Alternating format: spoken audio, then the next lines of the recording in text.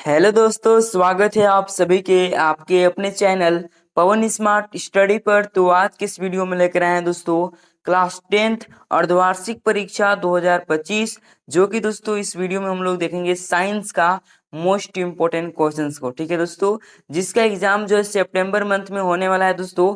ये जो एग्जाम है एसे 1, क्या दोस्तों एसे 1 एग्जामिनेशन है, और इस वीडियो में हम लोग साइंस का जो है देखेंगे। ठीक है दोस्तों, तो चलिए शुरू करते हैं। उससे पहले अभी तक आप वीडियो को लाइक नहीं किए हैं तो लाइक कर लीजिएगा दोस्तों, एंड चैनल पर नए होंगे चैनल को सब्सक्राइब कर बेल आइकन को भी ऑल जरूर कर लीजिएगा, और अपने दोस्तों के पास शेयर करना बिल्कुल मत भूलिएगा। चलिए शुरू करते हैं। देख लीजिए दोस्तों, क्लास 10th है और एसे 1 एग्जामिनेशन है ना। चलिए हम लोग क्वेश्चंस को सीधे देखते हैं। देख लीजिए दोस्तों, सबसे पहले हम लोग ऑब्जेक्टिव क्वेश्चन को देखेंगे। इस वीडियो में दोस्तों हम लोग ऑब्जेक्टिव क्वेश्चन और सब्जेक्टिव क्वेश्चन दोनों को ही देखेंगे, और जो भी क्वेश्चन बताएंगे दोस्तों एग्जाम में आने का प्रबल संभावना होगा, और साथ साथ वार्षिक परीक्षा जो मेन एग्जाम होता है उसके लिए भी इम्पोर्टेंट होगा दोस्तों। ठीक है, इसलिए देखिएगा अच्छे से। क्या है पहला क्वेश्चन दोस्तों, ध्यान दीजिए। चूना पानी दूधिया क्यों हो जाता है? ठीक है दोस्तों, चूना पानी जो है दूधिया क्यों हो जाता है? ए में है CO2 बनने से, बी में है CaCO3 बनने से, और सी में है H2 बनने से, और डी में है O2 बनने से। ठीक है दोस्तों, तो इसका राइट आंसर हो जाएगा दोस्तों ऑप्शन नंबर बी हो जाएगा CaCO3, यानी कैल्शियम कार्बोनेट बनने से दोस्तों। ठीक है, ऑप्शन नंबर बी हो जाएगा। आगे बढ़ते हैं दोस्तों। सेकेंड क्वेश्चन देख लीजिए क्या है। प्रकाश का अपवर्तन किस कारण से होता है? ठीक है, तो ए में है प्रकाश की गति एक माध्यम से दूसरे में बदलने पर। ठीक है, बी में है दोस्तों प्रकाश के परावर्तन से, सी में है प्रकाश के अवशोषण से, और डी में है प्रकाश के फैलाव से। ठीक है दोस्तों, तो क्वेश्चन नंबर सेकंड का हो जाएगा ऑप्शन नंबर ए दोस्तों, प्रकाश के गति एक माध्यम से दूसरे में बदलने पर। ठीक है दोस्तों, ये हो गया आपका। आगे बढ़ते हैं। क्वेश्चन थर्ड देख लीजिए क्या है। क्वेश्चन थर्ड, HCl का पीएच मान लगभग कितना होता है? यानी HCl मतलब दोस्तों हाइड्रोक्लोरिक अम्ल। ठीक है दोस्तों, तो इसका पीएच मान पूछा है, तो दोस्तों यहाँ पर जो है आपका बी ऑप्शन हो जाएगा 1। ठीक है दोस्तों, लगभग 1 होता है। ठीक है ना। आगे बढ़ते हैं। क्वेश्चन 4 देख लीजिए क्या है। क्वेश्चन 4 नंबर कि मानव नेत्र के किस भाग में प्रकाश का अपवर्तन सबसे अधिक होता है? ए में है लेंस, बी में है कॉर्निया, सी में है पुतली, और डी में है रेटिना। ठीक है दोस्तों, तो क्वेश्चन 4 का हो जाएगा ऑप्शन नंबर बी दोस्तों। क्या हो जाएगा? ऑप्शन नंबर बी हो जाएगा, कॉर्निया हो जाएगा। ठीक है, आगे बढ़ते हैं। आगे देख लीजिए क्वेश्चन 5 क्या है दोस्तों। क्वेश्चन 5 है कि विद्युत परिपथ में विद्युत धारा की एसआई मात्रक इकाई है दोस्तों। ठीक है, तो इसमें क्या पूछा है? विद्युत धारा की एसआई मात्रक ना। तो देखिए ए में वोल्ट दिया है, बी में जूल दिया है, सी में एम्पियर दिया है, और डी में वाट दिया है। ठीक है दोस्तों, तो क्वेश्चन 5 का हो जाएगा ऑप्शन नंबर सी दोस्तों, एम्पियर। याद रखिएगा दोस्तों, ये आपका वार्षिक परीक्षा के लिए भी इंपॉर्टेंट होगा। और हाँ दोस्तों, अभी तक आप चैनल को सब्सक्राइब नहीं किए हैं तो सब्सक्राइब जरूर कर लीजिएगा, क्योंकि दोस्तों इस चैनल के माध्यम से जो है आप लोग को PDF वगैरह दिया जाता है टेलीग्राम पर, है ना। अभी तक आप टेलीग्राम चैनल पर नहीं जुड़े हैं तो वहाँ भी आप लोग जुड़ जाएंगे। और दोस्तों आप लोग का जो रियल टेस्ट होता है मंथली टेस्ट, उसका भी तैयारी कराया जाता है। ठीक है, इसलिए सब्सक्राइब करना बिल्कुल मत भूलिएगा। आगे बढ़ते हैं। क्वेश्चन 6 देख लीजिए क्या है। क्वेश्चन 6, मस्तिष्क का कौन सा भाग संतुलन और शरीर की गतियों का समन्वय करता है? ठीक है दोस्तों, तो ए में है मेडुला, बी में है सेरेबेलम, सी में दोस्तों सीरेबेलम, और डी में है मिड ब्रेन। ठीक है दोस्तों, तो देखिए क्वेश्चन 6 का क्या हो जाएगा? ऑप्शन नंबर बी हो जाएगा, सेरेबेलम दोस्तों। ठीक है, सेरेबेलम हो जाएगा, तो ऑप्शन नंबर बी आपका करेक्ट आंसर हो जाएगा। ठीक है, आगे बढ़ते हैं। क्वेश्चन 7 है दोस्तों कि पौधों में जल का परिवहन होता है ना दोस्तों। पौधों में जल का परिवहन होता है, फ्लोएम द्वारा होता है, जाइलम द्वारा होता है, कि दोनों से या फिर पत्तियों से? तो देखिए क्वेश्चन 7 का हो जाएगा ऑप्शन नंबर बी दोस्तों, जाइलम द्वारा। क्या दोस्तों? जाइलम द्वारा होता है, तो ऑप्शन नंबर बी आपका करेक्ट आंसर हो जाएगा। ठीक है, क्वेश्चन 8 देख लीजिए क्या है। क्वेश्चन 8, साबुन किस प्रकार का यौगिक होता है दोस्तों? साबुन जो है किस प्रकार का यौगिक होता है? ए में है लवण, बी में है अम्ल, सी में है क्षारक, और डी में अम्लीय लवण। ठीक है दोस्तों, तो देखिए साबुन जो है यौगिक पूछा है। ठीक है दोस्तों, तो देखिए ये जो है दोस्तों आप लोगों का लवण हो जाएगा। क्या हो जाएगा? लवण हो जाएगा दोस्तों, ऑप्शन नंबर आपका ए हो जाएगा। ठीक है, आगे बढ़ते हैं दोस्तों। ठीक है, अगर कोई डाउट है दोस्तों कोई क्वेश्चन में, है ना, कि ये सही होगा, तो आप लोग कमेंट जरूर करेंगे। ठीक है दोस्तों, उस पर विश्लेषण जरूर करेंगे दोस्तों हम। क्वेश्चन 9 है कि यदि वस्तु उत्तल दर्पण के सामने रखी जाए तो प्रतिबिंब कैसा बनता है? तो ए में है वास्तविक और उल्टा, बी में आभासी और सीधा, सी में वास्तविक और बड़ा, और डी में आभासी और उल्टा। तो देखिए यदि वस्तु जो उत्तल दर्पण के सामने रखी जाए तो प्रतिबिंब कैसा बनता है? तो देखिए दोस्तों, तो देखिए ये जो है आपका आभासी तथा सीधा बनेगा दोस्तों। क्या से बनेगा? आभासी तथा सीधा। ये आप लोग याद रखिएगा, ठीक है दोस्तों। क्वेश्चन 10 है दोस्तों, विद्युत प्रतिरोध की एसआई इकाई क्या है दोस्तों? ठीक है, विद्युत प्रतिरोध की एसआई इकाई पूछा है। तो ए में वोल्ट दिया है दोस्तों, बी में ओम है, सी में वाट है और डी में कूलम है, ठीक है दोस्तों। तो क्वेश्चन 10 का हो जाएगा ऑप्शन नंबर बी दोस्तों। ऑप्शन नंबर बी हो जाएगा, ओम हो जाएगा, ठीक है। ऑप्शन नंबर बी हो जाएगा। ओम का चिन्ह कैसा होता है? तो कुछ इस तरह का होता है दोस्तों, ठीक है ना। क्वेश्चन नंबर 11 देख लीजिए दोस्तों, क्या है क्वेश्चन नंबर 11? ठीक है, ध्यान देंगे सभी लोग। 11 में देख लीजिए दोस्तों, ये अभिक्रिया दिया है, ये किस प्रकार की अभिक्रिया पूछ रहा है ना दोस्तों। तो देखिए ये आपका द्विविस्थापन अभिक्रिया, इसको देख लीजिएगा अच्छे तरीके से दोस्तों, ठीक है। इसमें दोस्तों आप कुछ अलग भी दे सकता है, इसको हम सूत्र बता दे रहे हैं आप लोगों को। यहाँ दोस्तों ए एक्स प्लस बी वाई, क्या दोस्तों? ए एक्स प्लस बी वाई, और देता है दोस्तों बी एक्स प्लस ए वाई, ठीक है दोस्तों। मतलब कि बदल देता है, ठीक है, एक दूसरे को विस्थापित कर देता है। तो इसको आप लोग याद रखिएगा, इस तरह का जब भी दिया रहेगा अभिक्रिया तो आपका द्विविस्थापन अभिक्रिया होगा, ठीक है दोस्तों। आगे बढ़ते हैं, क्वेश्चन 12 को देख लीजिए, क्या है क्वेश्चन नंबर 12 कि ये जो है Fe2O3 प्लस Al और देता है Al2O3 प्लस Fe, यह कौन सी अभिक्रिया है? ठीक है दोस्तों, अभिक्रिया पूछा है ना। तो देखिए ये जो आपका है उष्माक्षेपी विस्थापन दोस्तों, इसमें दिया उष्माक्षेपी विस्थापन।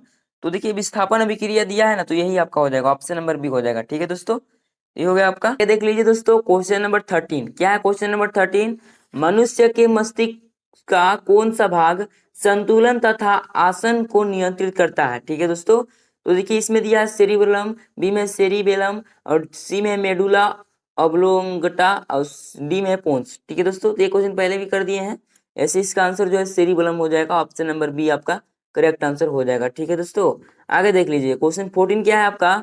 पौधों में हार्मोन ऑक्सिन है ना मुख्यतः किस भाग में पाया जाता है दोस्तों? तो ये जो है आपका शीर्षस्थ मेरी स्टेम दोस्तों, ऑप्शन नंबर बी हो जाएगा, ठीक है दोस्तों। आगे बढ़ते हैं दोस्तों, लीजिए दोस्तों क्वेश्चन 15 क्या है आपका? कौन सी ग्रंथि आपातकालीन ग्रंथि कहलाती है? ठीक है दोस्तों, इमरजेंसी ग्लैंड, ठीक है। ए में है थायराइड ग्रंथि, बी में है पिट्यूटरी ग्रंथि और सी में दोस्तों एड्रिनल ग्रंथि और डी में है अग्नाशय, ठीक है दोस्तों। तो देखिए इसका जो राइट आंसर हो जाएगा ऑप्शन नंबर सी हो जाएगा दोस्तों, एड्रिनल ग्रंथि, ठीक है ना। आगे बढ़ते हैं, क्वेश्चन 16 देख लीजिए, क्या है क्वेश्चन 16? मनुष्य के शरीर में पाचन क्रिया कहाँ से प्रारंभ होती है? तो मुख गुहा दोस्तों, मुख गुहा से, ऑप्शन नंबर सी हो जाएगा, ठीक है दोस्तों। अमाशय से नहीं, छोटी आंत से भी नहीं, बड़ी आंत से भी नहीं, यानी कि ऑप्शन नंबर सी आपका हो जाएगा, याद रखिएगा, ठीक है दोस्तों। ये मोस्ट इंपोर्टेंट क्वेश्चन है। अगला क्वेश्चन दोस्तों है कि मानव श्वसन तंत्र में ऑक्सीजन का आदान प्रदान कहाँ होता है? कहाँ होता है दोस्तों? ए में श्वास नली दिया है, बी में श्वसनी दिया है, सी में दोस्तों अल्वियोली दी यानी फेफड़ों की वायु कोशिकाएं और डी में दोस्तों श्वसन नलिकाएं, ठीक है दोस्तों। तो यही आपका सी हो जाएगा, है ना। ये आपका 17 नंबर का जो है सी आपका करेक्ट आंसर हो जाएगा। आगे बढ़ते हैं दोस्तों, आगे देख लीजिए क्वेश्चन नंबर 18, क्या दोस्तों क्वेश्चन नंबर 18 को ध्यान देंगे आप लोग। क्या है कि पादपों में प्रकाश संश्लेषण की प्रक्रिया मुख्यतः किस में होती है? ए में है माइटोकॉन्ड्रिया, बी में है क्लोरोप्लास्ट, सी में है राइबोसोम और डी में है गोल्जी निकाय, ठीक है दोस्तों। इसे गोल्जी निकाय होता है, निकाय नहीं दोस्तों। इसका right answer option number B हो जाएगा दोस्तों, क्लोरोप्लास्ट हो जाएगा, ठीक है। आगे बढ़ते हैं दोस्तों, नेक्स्ट क्वेश्चन को देख लीजिए। नेक्स्ट क्वेश्चन क्या है कि जब प्रकाश का किरण जो है ना वायु से कांच में प्रवेश करती है तो उसकी चाल जो है क्या की वजह से बढ़ जाती है, घट जाती है, समान रहती है, पहले बढ़ती फिर घटती है, ठीक है दोस्तों। तो देखिए इसका right answer option number B हो जाएगा, क्या हो जाएगा? बी हो जाएगा दोस्तों, घट जाती है, ठीक है दोस्तों। आगे देख लीजिए दोस्तों क्वेश्चन नंबर 20, और ये आपका ऑब्जेक्टिव का अंतिम क्वेश्चन है, इसके बाद हम लोग सब्जेक्टिव क्वेश्चन को देखेंगे। क्या है कि अवतल दर्पण द्वारा बना प्रतिबिंब वास्तविक, उल्टा और बड़ा कब होता है? तो ए में है जब वस्तु फोकस और ध्रुव के बीच हो, बी में है जब वस्तु वक्रता केंद्र पर हो, और सी में जब वस्तु फोकस और वक्रता केंद्र के बीच हो, और डी में जब वस्तु अनंत पर हो, ठीक है दोस्तों। तो देखिए ये जो है ना, जब वस्तु फोकस, क्या दोस्तों फोकस ए और वक्रता केंद्र सी के बीच हो दोस्तों, क्या दोस्तों वक्रता केंद्र सी के बीच होगा, वो तभी जो है ना वो वास्तविक, उल्टा और बड़ा होता है, ठीक है। ऑप्शन नंबर आपका सी हो जाएगा दोस्तों। तो ये हो गया दोस्तों ऑब्जेक्टिव क्वेश्चन। अब हम लोग सब्जेक्टिव क्वेश्चन को देख लेते हैं। तो ये देख लीजिए दोस्तों सब्जेक्टिव क्वेश्चन आपका है, ठीक है। क्या है क्वेश्चन? रासायनिक समीकरण को संतुलित क्यों करना आवश्यक है? ठीक है दोस्तों, रासायनिक समीकरण को संतुलित करना क्यों आवश्यक है ये पूछ रहा है, ठीक है। तो देख लीजिए आंसर क्या लिखेगा आप लोग। रासायनिक समीकरण को संतुलित करना आवश्यक है ताकि द्रव्यमान संरक्षण के नियम यानी law of conservation of mass का पालन हो सके। इस नियम के अनुसार रासायनिक अभिक्रिया में अभिकारकों का कुल द्रव्यमान बराबर जो है उत्पादों के कुल द्रव्यमान के बराबर होता है। ठीक है दोस्तों, इसलिए जो है रासायनिक समीकरण को संतुलित करना आवश्यक है, अति आवश्यक है दोस्तों। ये हो गया आपका। आगे देख लीजिए क्वेश्चन नंबर 22। क्या है 22 दोस्तों कि जंग क्या है, इससे रोकने के उपाय लिखिए। उपाय लिखने के लिए बोल रहा है, तो आंसर देख लीजिए दोस्तों।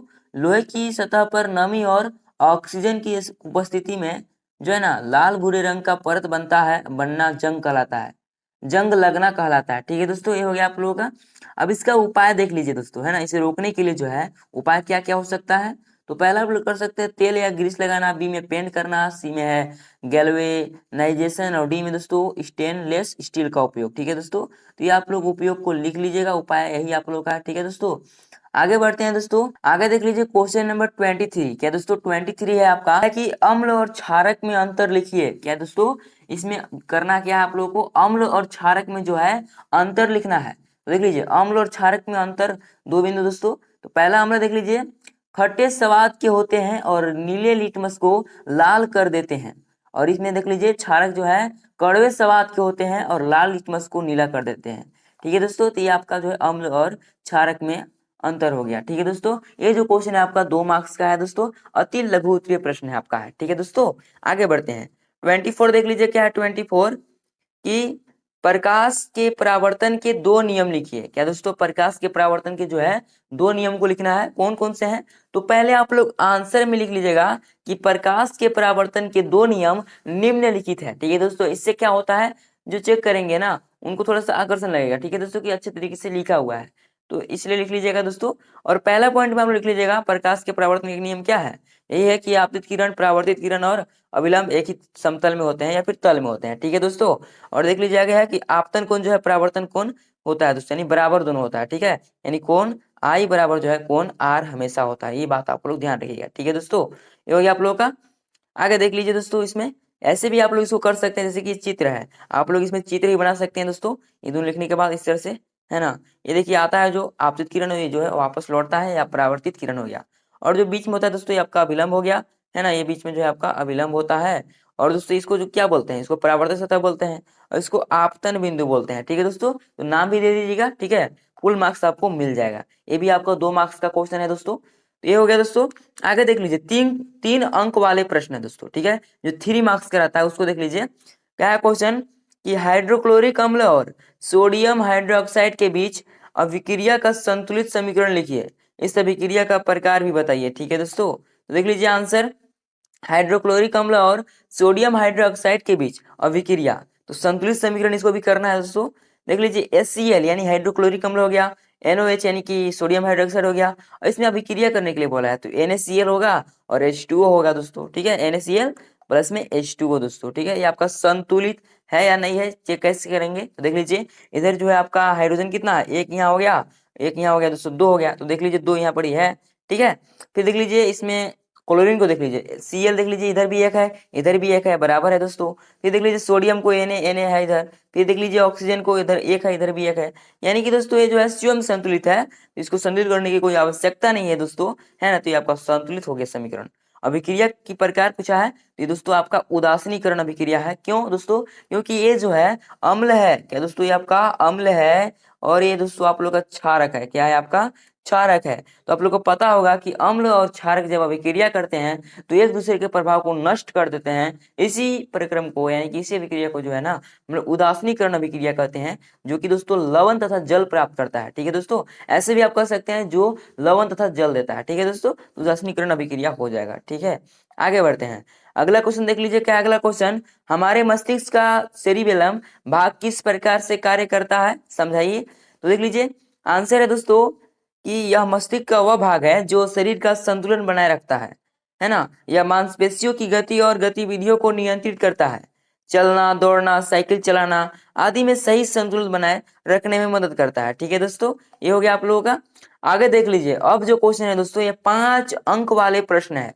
या दोस्तों 5 अंक वाले प्रश्न है आपका।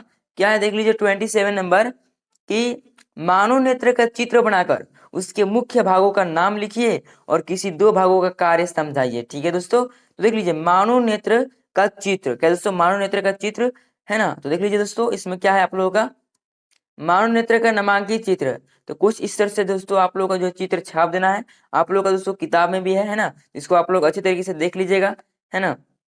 फिर आगे देख लीजिए दोस्तों, मानव नेत्र एक जटिल अंग है जो देखने में मदद करता है। इसके मुख्य भाग इस प्रकार हैं। मुख्य भाग देख लीजिए कौन कौन है दोस्तों। तो पहले देख लीजिए कॉर्निया दोस्तों। तो कॉर्निया के बारे में देख लीजिए क्या है। यह सफेद पटल का पारदर्शी उभरा हुआ भाग है जो प्रकाश का आंख में प्रवेश करने देता है। ठीक है दोस्तों, तो यह हो गया आपका कॉर्निया। ठीक है, आगे देख लीजिए दोस्तों, आगे क्या आप लोगों का आइरिस। क्या दोस्तों आइरिस है, यह आंख का रंगीन भाग है जो पुतली के आकार को नियंत्रित करता है। ठीक है दोस्तों, ये हो गया आइरिस। फिर आगे देख लीजिए पुतली दोस्तों, है ना। पुतली देख लीजिए क्या है, यह आइरिस के बीच में एक छिद्र है जो प्रकाश को आंख में प्रवेश करने देता है। ठीक है दोस्तों, फिर आगे है लेंस। क्या दोस्तों लेंस है आपका, क्या कि यह पुतली के पीछे स्थित एक पारदर्शी संरचना है जो प्रकाश को रेटिना पर केंद्रित करती है। ठीक है दोस्तों, तो ये हो गया लेंस। फिर आगे है दोस्तों रेटिना। क्या है रेटिना है, जो कि आंख के पीछे की परत है जो प्रकाश को विद्युत संकेतों में बदलती है। क्या दोस्तों विद्युत संकेतों में बदलती है। फिर आगे है दोस्तों क्या है, आगे देख लीजिए ऑप्टिक तंत्रिका दोस्तों। क्या दोस्तों ऑप्टिक तंत्रिका है, ये रेटिना से मस्तिष्क तक विद्युत संकेतों को ले जाती है। ठीक है दोस्तों, ये हो गया आपका। फिर है दोस्तों जलीय द्रव। ठीक है दोस्तों, यह कॉर्निया और लेंस के बीच का द्रव है। ठीक है दोस्तों, यह कॉर्निया और लेंस के बीच का द्रव है, ये हो गया आपका जलीय द्रव दोस्तों।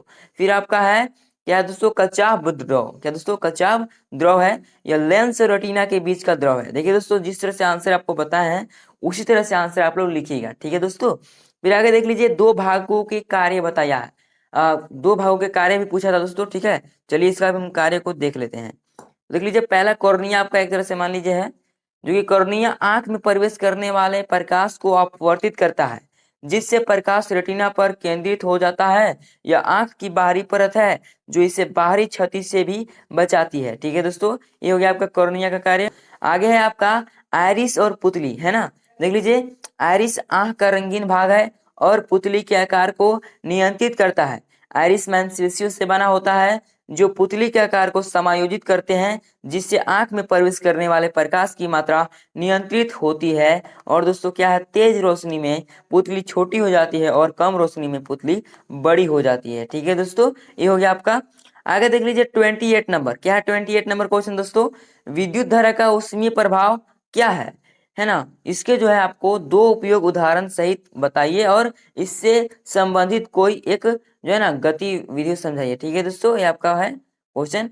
आगे देख लीजिए इसका आंसर क्या है, विद्युत धारा का ऊष्मीय प्रभाव, जब किसी चालक में विद्युत धारा प्रवाहित होती है तो गर्म हो जाता है, इसे विद्युत धारा का ऊष्मीय प्रभाव कहते हैं। ठीक है दोस्तों, और इसका दो उपयोग देख लीजिए, है ना। इसका उपयोग देख लीजिए क्या है, हीटर और गीजर में पानी गर्म करने के लिए, है ना। इलेक्ट्रिक इस्त्री से कपड़े प्रेस करने के लिए। ठीक है दोस्तों, तो ये आपका दो उपयोग हो गया, है ना, प्रयोग हो गया दोस्तों। अब देख लीजिए एक गतिविधि भी पूछा है दोस्तों, है ना, एक गतिविधि भी है। देख लीजिए क्या लिखिएगा आप लोग, निक्रोम तार को बैटरी से जोड़कर कुछ समय तक धारा प्रवाहित करने पर वह गर्म होकर लाल चमकने लगता है, यह उसमें प्रभाव का उदाहरण है। अगला क्वेश्चन देख लीजिए, क्वेश्चन नंबर 29। क्या दोस्तों क्वेश्चन नंबर 29 है, यह भी इंपॉर्टेंट क्वेश्चन है दोस्तों। पौधों में नियंत्रण एवं समन्वय कैसे होता है। ठीक है, हार्मोन की भूमिका स्पष्ट कीजिए। ठीक है दोस्तों, तो देख लीजिए पौधों में जानवर की तरह तंत्रिका तंत्र नहीं होता, इसलिए उनमें समन्वय हार्मोन जो कि रासायनिक दूध द्वारा होता है। ठीक है दोस्तों, अब देख लीजिए मुख्य पौध हार्मोन। ठीक है, पहला देख लीजिए ऑक्सिन दोस्तों, तनों में वृद्धि करता है और प्रकाश की दिशा में झुकाव लाता है। ठीक है दोस्तों, ये हो गया आपका। दूसरा है जिब्रेलिन जो कि दोस्तों पौधे की लंबाई बढ़ाता है। तीसरा है साइटोकाइनिन जो कि कोशिका विभाजन को बढ़ावा देता है। चौथा है एब्सिसिक अम्ल जो कि दोस्तों ये है ना, बीजों को निष्क्रियता बनाए रखता है और पत्तियों के झड़ने में सहायक होता है। ठीक है दोस्तों, ये हो गया आप लोगों का। आगे देख लीजिए एथिलीन। क्या दोस्तों एथिलीन जो कि फलों के पकने में सहायक होता है।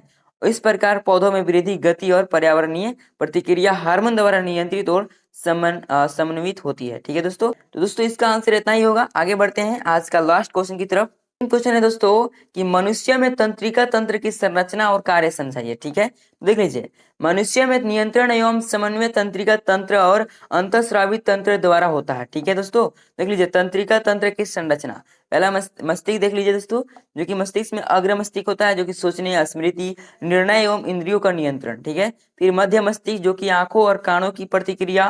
फिर है दोस्तों पश्चिम मस्तिष्क जो कि मेडुला यानी कि श्वसन, हृदय गति और सेरिबेलम यानी संतुलन वो पोन्स। ठीक है दोस्तों, फिर है मेरुरज्जु जो कि दोस्तों रिफ्लेक्स क्रियाओं का नियंत्रण करता है।